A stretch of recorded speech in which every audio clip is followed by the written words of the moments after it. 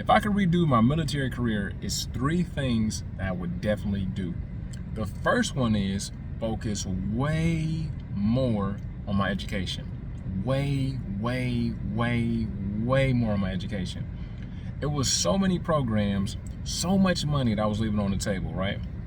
I had no idea about so many of these things until about maybe a year or two before I got out. Now, I knew about TA, right? So tuition assistance, I knew about that. I just didn't want to take my ass to school. Tuition assistance, I think it's been like $2 to $4 grand for years and years and years and years. That'd have been the first thing I would have did. And I would have had a degree before I ever got out the military. So I got a master's now, all paid for by the good old U.S. Army. But when I was in, shit, I really didn't start going to the college until I was in for like maybe 5 or 6 years, right? So year one, right, after you graduate basic training and MOS school, you need to start using that damn TA, right? Another thing, you need to use Army CA. If you are in the Army, you need to use Army CA, credentialing assistance, right? So tuition assistance is going to help you with the tuition. Army CA is going to help you with credentials. So certifications in healthcare, tech, so on and so forth, right? If you are in the Air Force, you can do Air Force Cool. If you are in the Navy, you can do Navy Cool. Now for the Navy, a Navy Cool, they only pay for the actual exams, right? So they don't pay for the training. These other branches, not saying that you chose the wrong team to go with, but these other branches, they'll actually pay for the training and for the vouchers, right? Another thing I had no idea of, and I'm actually helping a lot of military members with this, is your spouse. So if you're married to somebody else, right, and not just for the BAH, is another advantage. You can actually use something called MyCCA and a Spouse Works Scholarship, right? So it used to be called MyCAA, now it's called the Spouse Works Scholarship. It may be called something else by the time you see this video, but as of July 2026, it's called the Spouse Works Scholarship. And you can actually get $4,000. Your spouse can get $4,000. This is aside from TA, this is aside from Army CA, AF Cool, all that stuff. Your spouse can get $4,000. Only caveat, it can't be another military member, right? So if your spouse is not in the military, they can get $4,000 towards their education, right? It has to be certifications though. So it can be tech certifications, healthcare certifications, but $4 grand is gonna be yours, right? Your spouse. It's a pretty involved process, to be honest. If you want any help with that, I'll put something in the description below and get you with my team. But that's one of the things I would definitely do is focus way more. I'm talking about I would, like, if you get in the military, right, you need to have an ass of certifications and a degree by the time you get out, right? Now, with the tuition assistance, especially if you just do a 4-year run, it may be hard to get a degree, but at least have your associates or close to it and have a bunch of certifications, right? Because certifications take a lot less time and cost a lot less money than a degree. The second thing I would do, I would go to every possible school there is. Every possible school that there is. It was every time, my leadership or something want me to go to a school, I'm like, shit, I don't want to go to this shit.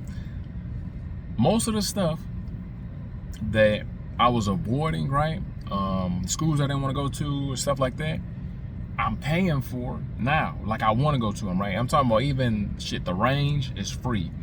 Digital gunner school, just all the different, specialties that you can get. Because I also went to a school for, I don't even know what it's called, but it was like I was a PT stud at this one unit, so they sent me to some kind of school, and I became like the fitness liaison or some shit for the unit. I can't remember what it was called, right? But I would have went to, every time a school came up, I would have definitely went to it. Whatever type of school it is, right? I would have definitely went to it. And another caveat with that is just make sure it aligns with whatever you want to do on the outside, right? So if it's a school that comes up, say that you're a cook, but you want to be in a leadership position, you want to be a project manager, you want to be in tech, whatever it is, right? If it's a school that pops up and they're like, man, we need somebody to go to this damn school, or this is available, or y'all got some downtime, go to that school, man. It is gonna be pivotal. Now, last but not least, this might ruffle a couple feathers. Do not do anything that you know for a fact is not gonna put some money in your pocket, right? Or it's something that you're not gonna be doing on the outside, right?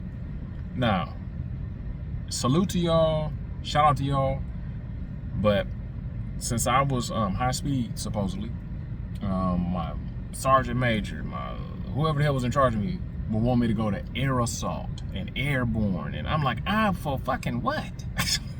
For what? I'm not jumping out of no airplanes when I get out, and I'm not jumping shit. It's like I said, salute to everybody that does it. And they tabbed up and badged up.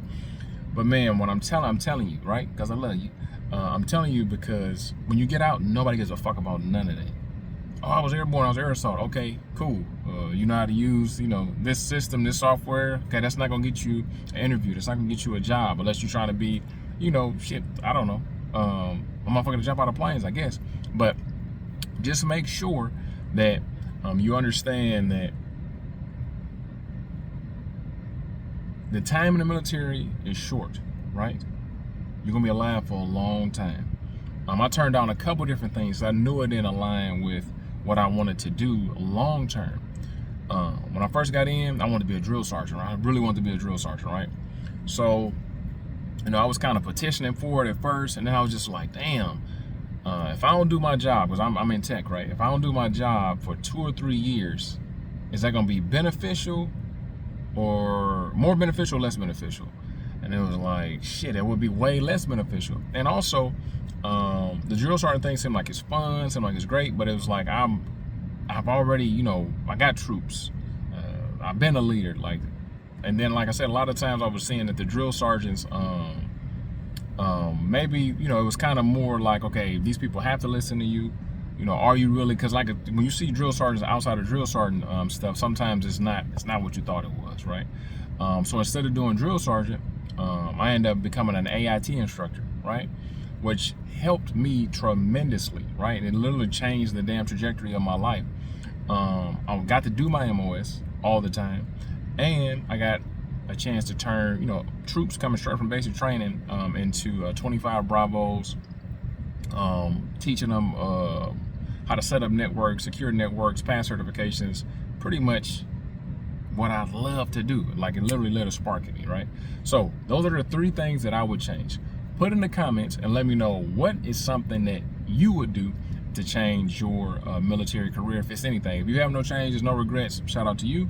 I'm Rob from PassTechSearch.com. I help military members just like you pass Tech Search super fast and start rewarding tech careers. If you want to pass tech certifications like A+, Net+, or Security Plus with 0 out-of-pocket costs, click the link below or go to PassTechSearch.com. We'll set you up with my team and we'll go step by step and make sure that you get approved and you get into training and that you get certified. Other than that, I'll see you in class.